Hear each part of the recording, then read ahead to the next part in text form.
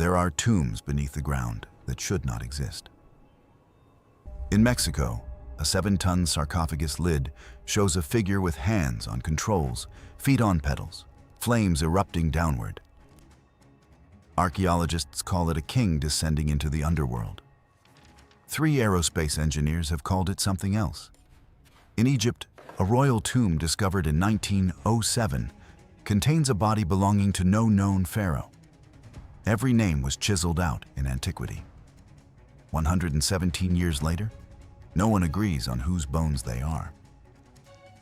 In China, a pyramid larger than Giza was photographed by a United States Air Force pilot in 1945. The Chinese government classified the site the same year. No outside archaeologist has entered since. In Ireland, a burial chamber built 5,200 years ago illuminates its inner room for exactly 17 minutes once a year. The precision required modern instruments to measure. These are 8 ancient alien tomb discoveries no one can explain. Let us start with number 1. Pakal, Mexico, 1948. A Mexican archaeologist named Alberto Ruz Luillier is standing inside the Temple of the Inscriptions in Palenque, Chiapas. He notices something in the floor. Stone plugs. Deliberate. Someone filled holes in this room and then covered the evidence. He starts clearing. It takes 4 years. At the bottom of the staircase, 9 meters below the base of the pyramid, he pushes open a sealed door. The air inside is damp and unchanged for more than 1,000 years. The stone sarcophagus occupies most of the room. On top of it, a carved limestone lid, 3.6 meters long, 2.2 meters wide, 7 tons. He raises his torch and looks at what is carved into that stone. A figure reclines at an angle, knees raised, arms bent forward, hands positioned over what appear to be controls. One foot rests on a raised platform that functions as a pedal.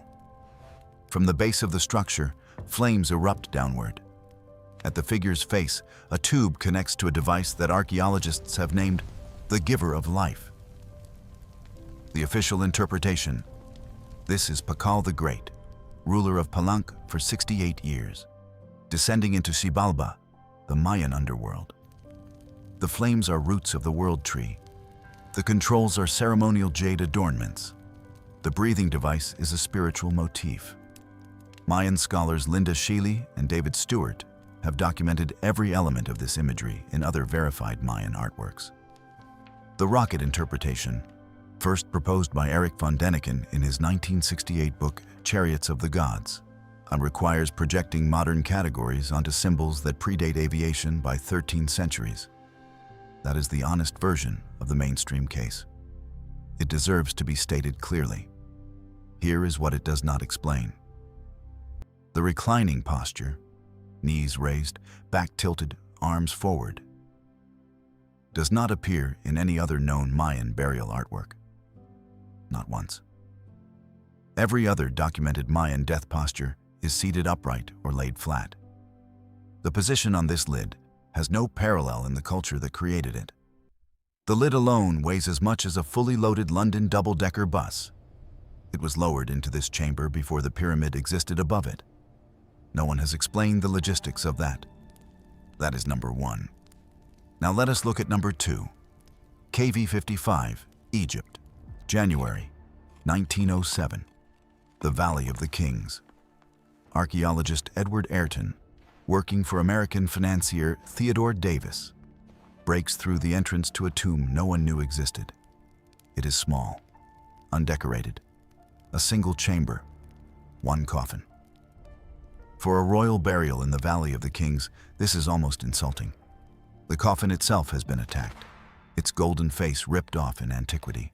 Every cartouche bearing the owner's name chiseled out, deliberately, systematically, completely. Inside the coffin, a male skeleton with a highly elongated skull. The kind of skull that appears in every artistic representation of the pharaoh Akhenaten.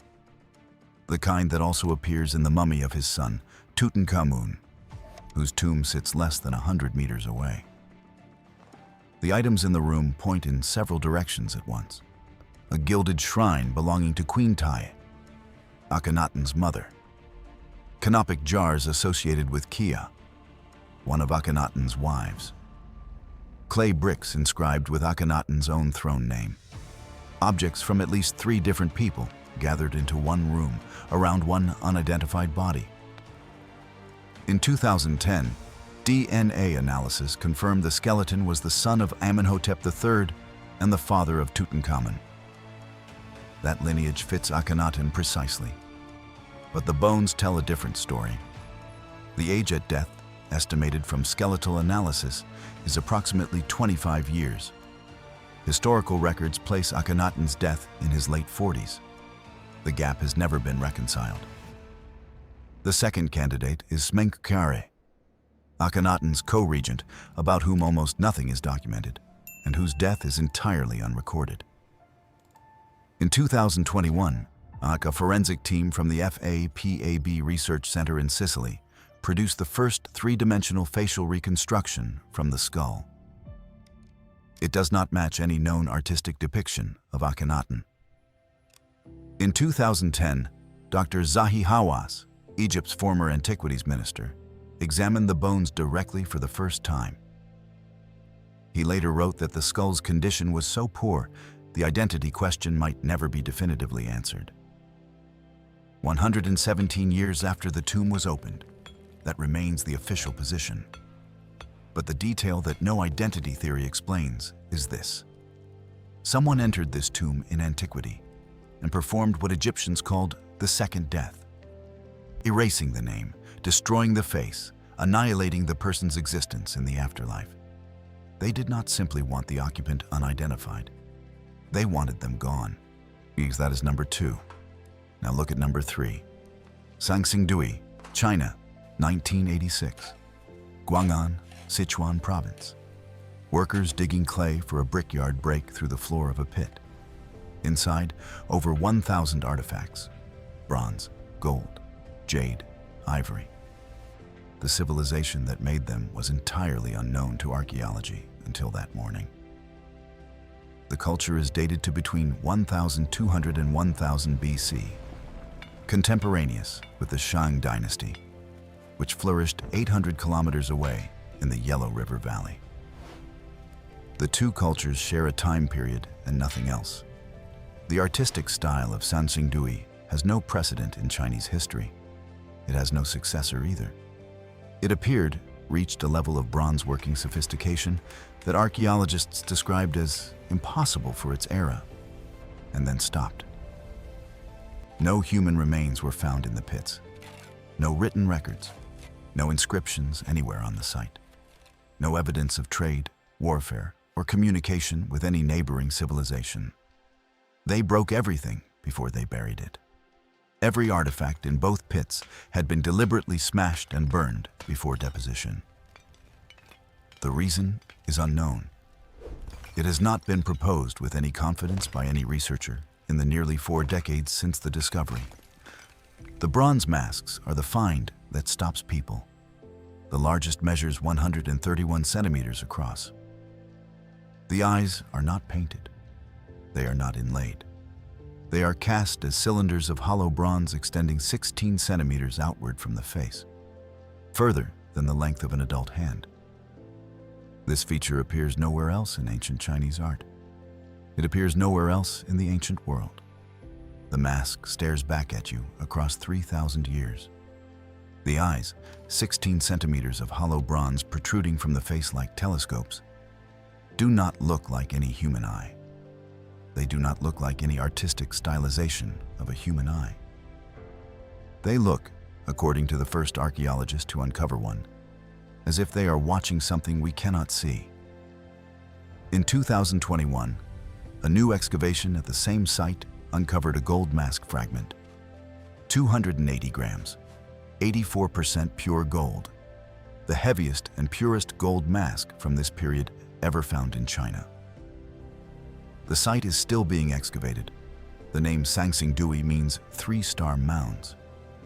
Local legend says the mounds were created when the heavenly emperor cast handfuls of earth from the sky.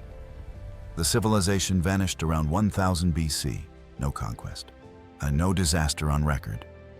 They simply stopped, destroyed what they had made, buried the pieces, and disappeared. Before we continue, and we are only halfway through the list, you need to understand that what is coming gets progressively less explained the further we go. The last 3 tombs on this list have something the first 3 do not: active, ongoing government suppression. Subscribe now so you do not miss the second half, because this is where the official record ends and the silence begins. Number 4. Newgrange, Ireland. December 21st, 1967. Archaeologist Michael J. O'Kelly is sitting alone inside a 5,000-year-old burial chamber in County Meath, Ireland. It is before sunrise.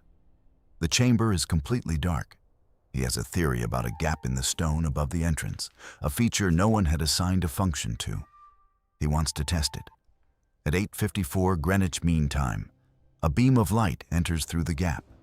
It travels 19 meters along the passage. It reaches the chamber floor.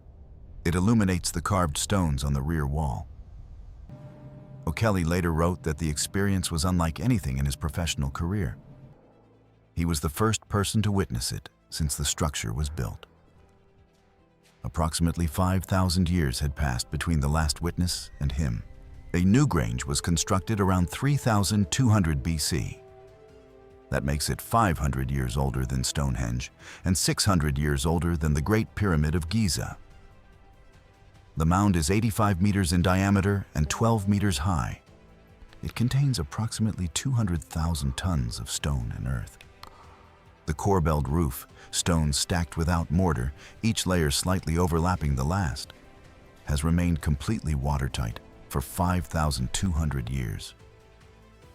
The gap O'Kelly identified is called the roof box. It sits 2.5 meters back along the passage above the entrance. It was engineered to admit light on one morning of the year and no other. On the winter solstice, the beam enters at 8:54, travels the full length of the passage, and illuminates the inner chamber for exactly 17 minutes. Then the sun shifts. The light disappears. The chamber returns to darkness for another year. Calculations based on the precession of the Earth's axis confirm that 5,000 years ago, the beam entered at the exact moment of sunrise. The drift visible today is the result of the Earth's axial wobble across 5 millennia. The original builders did not just align the passage to the solstice. They aligned it to the solstice as it was calculated to occur at the moment of construction. More than 50,000 people enter a lottery each year for fewer than 60 places to stand inside the chamber on that morning. We asked at the beginning of this video what these people were burying. At Newgrange, the question becomes what they were tracking. When the answer is the return of the sun, the moment of minimum light, the pivot point between death and rebirth. Which raises the next question immediately. If you understand the cosmos this precisely, if you can calculate the exact angle of sunrise on one specific morning out of 365, 5,000 years before the telescope existed, what else did you know? That is number 4. Now let us look at number 5. The giants of Sardinia. The official explanation for the giants' graves is straightforward. The Newgrange civilization of Sardinia built over 800 megalithic gallery tombs across the island from approximately 2,500 BC onward. They were communal burial chambers, large families or communities interred together over generations. The name Giants' Graves comes from local legend, not from evidence. The chamber interiors measure 1 to 2 meters high. That is consistent with human-sized occupants. No verified giant skeletal remains have ever been scientifically documented at any of these sites. That is the honest, mainstream position. It deserves to be stated clearly because it accounts for most of what is found here. Here is what it does not account for. The entrance slab, the central stele, reaches 4 meters in height. E.b. the semicircular exedra of standing stones framing the entrance spans 17 meters across. The full outer corridor stretches up to 30 meters in length. These are the exterior dimensions of a structure whose interior ceiling stands at 1 to 2 meters. The functional question the official explanation has never answered is this: why do the external dimensions of these tombs exceed, by such a significant margin, any occupant they have ever been proven to contain? A chamber 1 to 2 meters high serves the dead. A 4-meter entrance serves something else. Architecture communicates. Every culture that has ever built a monumental entrance has done so because the entrance was meant to impress something or accommodate something beyond the ordinary. 2 kilometers from one of the largest giant's tomb necropolises on the island, workers discovered a series of limestone statues in the 1970s. They are now known as the Giants of Monte Prama, dated to approximately 900 BC, reassembled to heights of up to 2.1 meters. They are among the oldest life-size stone statues in the entire Mediterranean world. Archaeologists have noted that their proportions do not reflect the average dimensions of Newgrange people. The tombs were built for someone. The statues were built to resemble someone. The legend says the bones of that someone disappeared. That is number 5. Now let us look at number 6. The White Pyramid, China, spring 1945. United States Army Air Corps pilot James Gaussman is flying a mission between China and Assam, India, when something below him catches the light. He later wrote, "It was pure white on all sides." The capstone was a huge piece of jewel-like material that could have been crystal. We were struck by the immensity of the thing. His photographs were delivered to United States government officials. The report was filed. The world was not told. 2 years later, Colonel Maurice Shahan, Far Eastern Director for Trans World Airlines, saw the same structure from the air. This time the account reached the public. The New York Times ran his report on March 28, 1947. Readers across the world learned that a pyramid larger than anything in Egypt was sitting in central China, visible from altitude, capped with something that caught sunlight like a gem. Then the Chinese government classified the area. Western archaeologists have not been permitted independent excavation of the Shanxi Pyramid complex since. There are approximately 40 known pyramid mounds near Xi'an, mausoleums of Han Dynasty emperors, earthen structures softened by centuries of vegetation. The largest is the Maoling Mausoleum of Emperor Wu of Han. Construction begun in 139 BC. It is the most commonly proposed candidate for Gaussman's sighting. Its dimensions do not match his description. In the 1990s, German researcher Hartwig Hausdorff conducted aerial photography of the region specifically to locate the structure Gaussman photographed. He never found it. The Chinese government's stated reason for leaving these sites unopened is preservation. They cite the damage done to Tutankhamun's tomb by the rushed excavation of the 1920s as evidence that premature opening destroys more than it reveals. That position is not unreasonable. Archaeology has learned hard lessons from exactly that kind of urgency. What makes it complicated is this.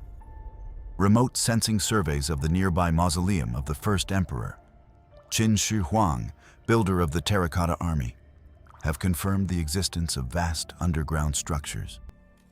Ancient texts describe mercury-filled rivers running through the burial complex. The tomb has never been opened.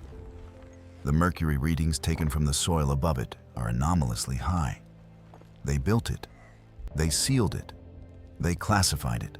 On the question from the beginning of this video, what were they burying? Here has a specific, uncomfortable answer. They buried something valuable enough to keep secret for 80 years. And counting. That is number 6. Now let us look at number 7. Hayu Marca, Peru, September 1996. A mountaineering guide named Jose Luis Delgado Mamani is walking a trail he has walked before in the Hayu Marca mountain region, 35 kilometers from the city of Puno in southern Peru. He turns a corner. Cut into the rock face in front of him is a door, 7 meters high, 7 meters wide, carved from a single rock face with no seam, no join, no separate pieces.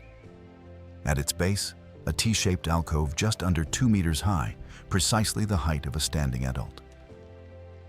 In the right interior wall of that alcove, a circular depression in the stone, hand-sized, deliberate. Its diameter and depth are specific enough that archaeologists have documented it as a measurable physical feature rather than a natural formation. The structure is pre-Inca. It predates the Inca civilization entirely, though the Inca are known to have incorporated the site into their ritual practice. No door mechanism has ever been found. The rock behind the alcove is solid throughout. Whether it was ever intended to function as a literal door is contested. What is not contested is the circular depression. It exists. It has precise dimensions, and those dimensions correspond exactly to a description recorded 400 years before Mamani found the site. Spanish colonizers documented the local Aymara legend in the 16th century. It describes a priest named Aramu Maru fleeing the conquest with the golden solar disk from the Coricancha temple in Cusco, the most sacred object in the Inca Empire. He carried it 450 kilometers to these mountains. He found a doorway guarded by priests. He placed the disk into a depression in the stone. A blue light appeared inside the rock. He walked through the opening and was never seen again. The legend does not describe a door. It describes a keyhole. The keyhole exists. The site sits on a grid alignment shared with 5 other Andean archaeological sites. The grid lines intersect at Lake Titicaca. Mamani later said he had dreamed of the structure for years before he found it. He had described it to colleagues. They dismissed it. Then one morning in September 1996, he turned a corner on a trail he had walked before, and it was simply there, exactly as he had described it. That is number 7. Now the last one. Number 8. Tallos Cave, Ecuador. The Cueva de los Tallos, the Cave of the Oilbirds, sits in the Morona Santiago province of southeastern Ecuador, in the foothills where the Andes meet the Amazon rainforest. The only way in is a vertical shaft 65 meters deep. The cave system below extends for over 5 kilometers. Some of its chambers are as large as 2 football fields. The Shuar people have used it for centuries. They descend each spring on vine ladders to collect fledgling oil birds from the walls. For the Shuar, the cave is a place of ceremony, a place of spirits, a place that belongs to them. In the 1960s, a Hungarian-Argentinian explorer named Juan Morich claimed to have found something else inside it. A library. Gold plates engraved with a script belonging to no known civilization, which he believed had been left by a pre-human culture of non-terrestrial origin. Erich von Däniken publicized the claim in his 1973 book, Gold of the Gods. The story reached the world. In 1976, Scottish engineer Stan Hall decided to find out whether it was true. He assembled one of the largest cave expeditions in history, over 100 people, Ecuadorian and British military, geologists, biologists, professional cavers, a film crew, and serving as honorary president of the expedition, Neil Armstrong, the first human being to walk on the moon. Think about what that means. The first man to walk on the moon, having already visited the most remote location any human being has ever reached, voluntarily descended into a cave in the Ecuadorian jungle looking for a library no one had proven existed. Neil Armstrong was not a credulous man. He was an engineer, a pilot, a scientist. He read the evidence. He went. The evidence was enough for him. The expedition mapped 5 kilometers of previously uncharted passages. They found burial sites with ceramic artifacts and shell objects dating to approximately 1500 BC. They found a section of cave wall, now called the Morich Portal, with surfaces so smooth and so precisely angled that the team noted they did not appear natural. they did not find the library. After the expedition, the Shuar guides told Hall that the team had been taken to the wrong part of the cave. The true location, they said, was known only to a small number of Shuar elders. Hall spent the rest of his life attempting to organize a second expedition. A man who claimed to know the exact location of the library was murdered before he could pass that information on. Hall died in 2008. The second expedition was never completed. In 2018, the cave was revisited by explorer Josh Gates for the television series Expedition Unknown.